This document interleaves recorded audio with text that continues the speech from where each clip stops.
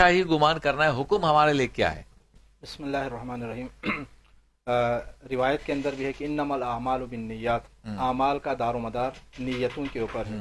کہ کون سا عمل آپ اللہ رب العزت کی خاطر انجام دے رہے ہیں اور کون سا عمل آپ لوگوں کی خاطر۔ ویسے اللہ رب العزت کا تو حکم ہے کہ فدعوا اللہ مخلصین لہ الدین، اللہ رب العزت کو پکارو مکمل طور پر خالص کرتے ہوئے دین کو اسی کے لیے، کہ جو عمل ہم انجام دے دیں، جو کام کریں، دین کے معاملات ہوں، باقی معاملات ہوں، ان کو صرف اللہ رب العزت کی خاطر انجام دینا یہ ہمارے لیے ضروری ہے۔ صحیح۔ اب عام لوگوں کے اعمال کے حوالے سے جو آپ نے پوچھا ہے کہ لوگ جو اعمال انجام دیتے ہیں، نیک اعمال، معاشرے کو فائدہ پہنچانے والے اعمال، معاشرے کے اندر مثبت اثرات ڈالنے والے اعمال،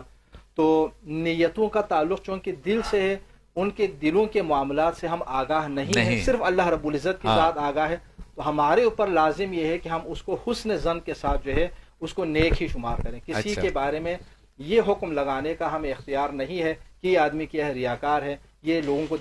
دکھانے کی خاطر یہ کر رہا ہے، یا ان کا مقصد جو ہے وہ کیا ہے، دکھاوا ہے۔ انسان کے کاموں کو اخلاص کے اوپر محمول کرنا، اچھائی کے اوپر محمول کرنا، نیکی کے اوپر محمول کرنا دوسرے لوگوں کے فرائض میں شامل ہے۔ صحیح۔ دوسرے لوگ چونکہ اگر اس کے اندر ریاکاری اگر ہو تو اس کا علم صرف اللہ رب العزت کی ذات کو ہے یا خود اسی بندے کو، باقی لوگوں کو نہیں ہے۔ تو باقی لوگوں کو چاہیے کہ وہ اس کے بارے میں حسن ظن نہ رکھیں۔ لیکن اگر ہم ڈاکٹر صاحب سچ بات کرنا چاہیں، کوئی ترغیب دینا چاہے، کوئی اصلاح کرنا چاہے، تو پھر کیسے کریں گے جبکہ ہم تو فیصلہ کر چکے کہ جو کر رہا ہے اچھا کر رہا ہے؟ دیکھیں، ایک تو یہ کہ آپ کو حسن ظن رکھنا چاہیے، دوسری بات اگر آپ ترغیب دلانا چاہتے ہیں، اصلاح اگر کرنا چاہتے ہیں، تو اصلاح کا طریقہ یہ ہے کہ اسی بندے کے کان میں آپ کہیں، اسی بندے سے کہیں کہ آپ کے عمل سے مجھے ایسا لگ رہا تھا کہ اس میں دکھاوا ہے، سوشل میڈیا پہ ذلالت نہ کروائیں اس کی، وہ سب کے سامنے ذلیل نہ کریں، سب کے سامنے آپ اس کو جو ہے اس کا اظہار نہ کریں، کیونکہ یہ تو باقاعدہ روایات کے اندر بھی کہ ایک عام مومن بندہ اگر کوئی کام انجام دیتا ہے، اگر اس میں برائی کا احتمال بھی اگر پایا جاتا ہے، تب بھی اس کو 70 مرتبہ آپ اچھائی کے اوپر محمول کر لیں، پھر بھی اگر نہ ہو تو 70 کا مطلب یہ نہیں کہ 71ویں مرتبہ آپ ہو، مطلب یہ ہے کثرت کو بیان کرنے کے لیے آپ جتنا ہو سکیں اس کے کام کو اچھائی کے اوپر محمول کر لیں، آپ اس کو فوراً کیا ہے برائی کی طرف آپ نہ لے جائیں، کیونکہ یہ اصل میں بدگمانی ہے دوسروں کے بارے میں، اس سے تو بگاڑ پیدا ہو۔ جی، بدگمانی، اور بدگمانی سے ویسے بھی اللہ تعالیٰ نے روکا ہوا ہے، فاجتنبوہ الظن، ٹھیک ہے، سورہ اس کے اندر ہے نا کہ سورہ حجرات کے اندر اللہ رب العزت نے بدگمانی سے روکا ہے، اس لیے کہ بعض بدگمانیاں گناہ بھی ہوتے ہیں۔ اب یہاں پر جو ریاکاری ہے، ریاکاری کے حوالے سے روایت کے اندر ہے کہ عام جو عبادتیں ہم انجام دیتے ہیں ان میں بھی ریاکاری کا خدشہ ہوتا ہے، معاشرے کے اندر انجام دیے جانے والے کاموں کے حوالے سے بھی ریاکاری کا خدشہ ہے، لیکن ریاکاری وہ زہر ہے کہ جو انسان کی عبادت کو ختم کر دیتا ہے۔ مولا کائنات حضرت علی علیہ السلام کا ایک فرمان ہے کہ آفت العبادہ الریا، عبادت کے لیے جو سب سے زیادہ نقصان دہ چیز ہے، جو آفت ہے، وہ کیا ہے؟ وہ ریا ہے، وہ لوگوں کو دکھانا ہے۔ انسان اگر عمل کو اللہ رب العزت کی خاطر انجام دے دیں، اللہ رب العزت اس عمل کے اندر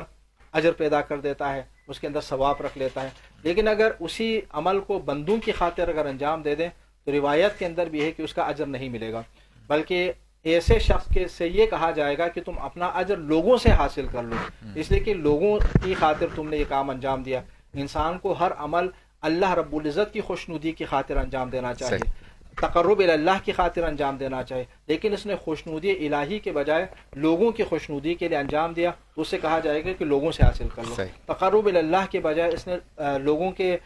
تقرب کے لیے حاصل کیا تو اسے کہا جائے گا کہ لوگوں سے جو ہے اب اس کا اجر حاصل کر لو۔ تو لہٰذا ریاکاری کو پہچاننے کا بھی طریقہ بیان کیا گیا ہے۔ عام طور پر ریاکاری کو ایسے پہچانا جا سکتا ہے، ویسے تو ہمیں کہا گیا کہ دوسروں کے اعمال کے حوالے سے آپ حسن ظن رکھیں، لیکن ریاکاری کا ایک واضح علامت یہ ہے کہ ایک آدمی ایسا ہے کہ جو تنہائی میں بیٹھ کر اگر کوئی عمل انجام دیتا ہے تو نہایت سستی کے ساتھ انجام دیتا ہے، لیکن اگر لوگوں کے سامنے اگر انجام دیتا ہے تو ایسے باقاعدہ عمل کے اندر ایسی جان آ جاتی ہے، آپ کو ایسا لگتا ہے کہ جیسے یہ بہت ہی مخلص بندہ ہے۔ تو یہ عمل، یہ چیز بھی کیا ہے؟ یہ ریاکاری کی علامت ہے۔ دوسروں کے بارے میں اس چیز کے ذریعے اگر ہم تشخیص نہ دے سکیں تو کم از کم اپنے عمل کو تو اس طرح تشخیص دے سکتے ہیں کہ ہم جو تنہائی میں ہوتے ہیں تو ہماری عبادتیں کیسی ہوتی ہیں، اور لوگوں کے سامنے جب ہم ہوتے ہیں تو ہماری عبادت جو ہے وہ کیسی ہوتی ہے۔ اللہ رب العزت آپ کی اخلاص کی بنیاد پر آپ کو اجر دیتا ہے۔ ایک روایت ہے نا، حضور اکرم صلی اللہ علیہ وسلم نے ارشاد فرمایا، اللہ تعالیٰ تمہارے صورتوں کو نہیں دیکھتا، تمہارے چہرے کو نہیں دیکھتا، بلکہ تمہارے قلوب اور تمہارے اعمال کو دیکھتا ہے. یہاں پر اس کی تفسیر میں تشریح میں علماء بیان فرماتے ہیں کہ قلوب کو دیکھنے کا مطلب یعنی آپ کے اخلاص کو دیکھتا ہے کہ آپ نے عمل کتنے اخلاص کے ساتھ انجام دیا. کہ جو عمل اخلاص کے ساتھ اللہ کی خاطر اگر انجام دیا ہوگا تو اللہ رب العزت اس عمل کا آپ کو بے شمار اجر عطا فرمائے گا. اچھا مفتی صاحب بریک پہ جانا ہے لیکن